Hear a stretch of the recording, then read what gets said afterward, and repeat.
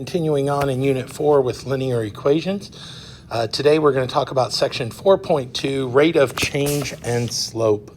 So let's start off with this slope rate of change. Slope is simply the steepness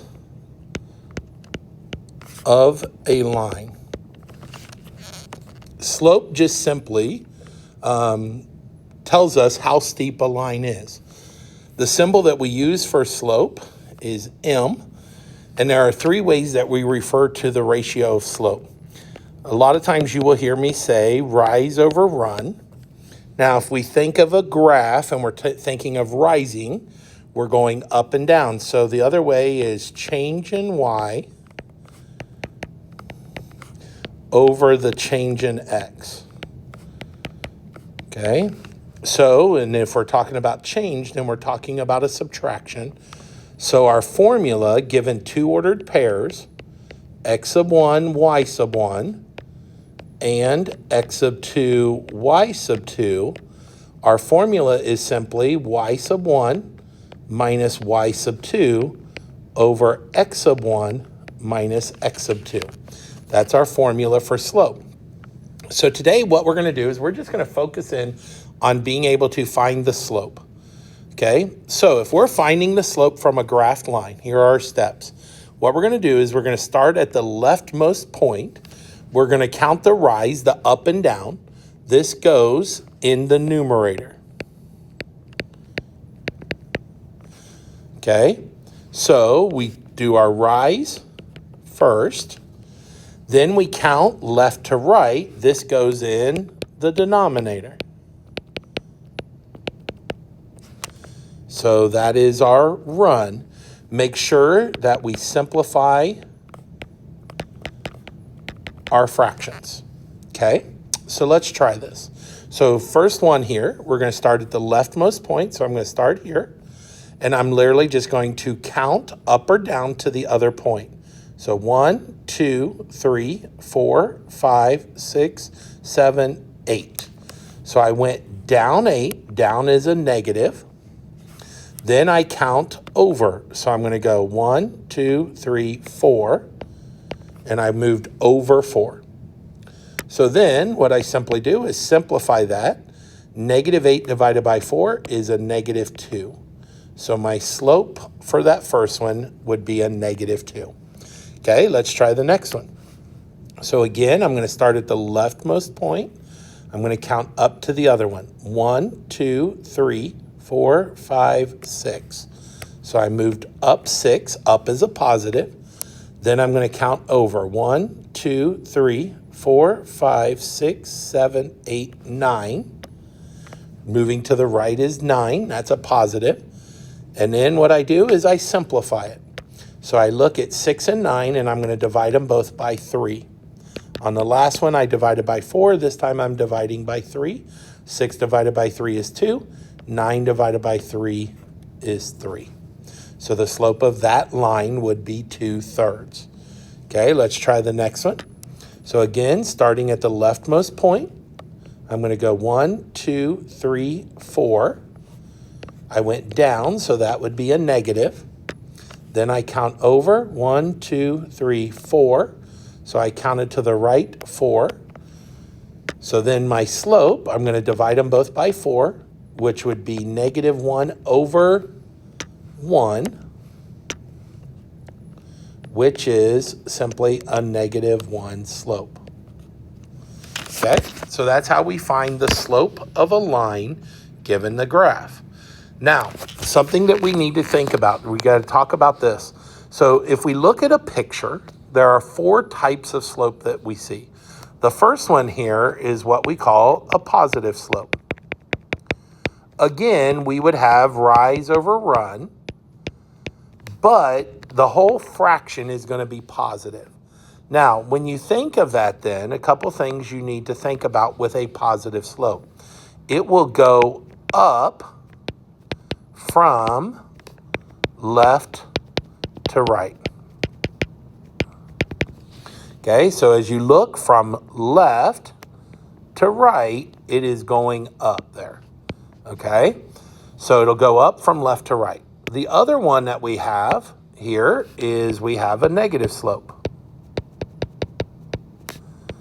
And again, we're still looking at rise over run. It's just to categorize it. And when we look at this line, it is going to go down from left to right.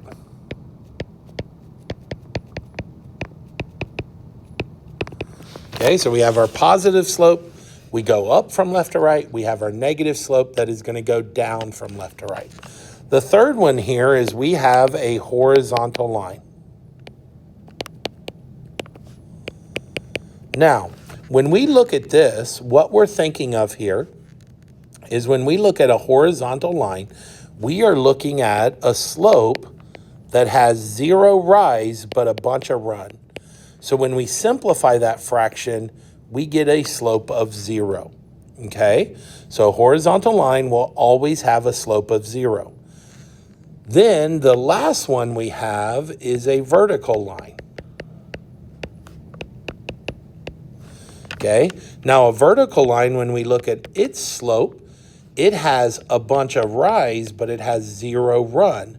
So in math, we call this an undefined slope because we are not allowed to divide by 0. So when we deal with a vertical line, we're dealing with an undefined slope. Has rise, but 0 run. Okay, and those are the 4 types of slope that you're going to see. Now, how do we handle it if we're trying to find the slope from 2 ordered pairs or a table? So what we do is we just simply decide which one will be ordered pair number 1 and which one will be ordered pair number 2. It does not matter which one you pick for those. The thing you have to do, though, is stay consistent.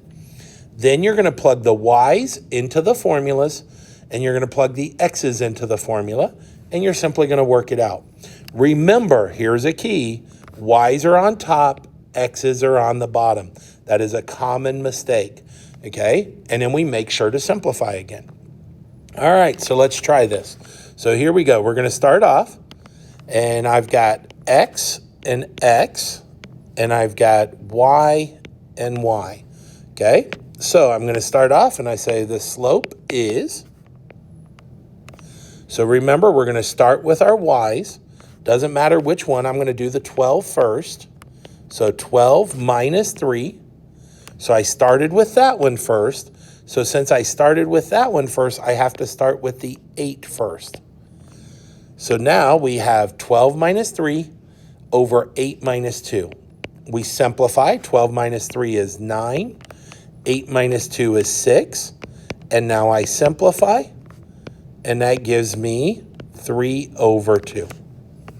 Okay, let's try the next one. So the slope is, I'm going to start off again. Here's my y's. Here's my x's.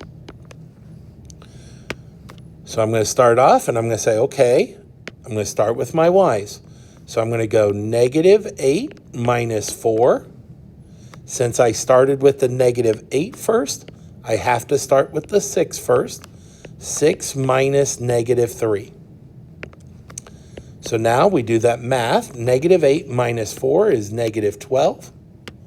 6 minus a negative 3, remember that becomes plus a positive, and that's going to get us 9.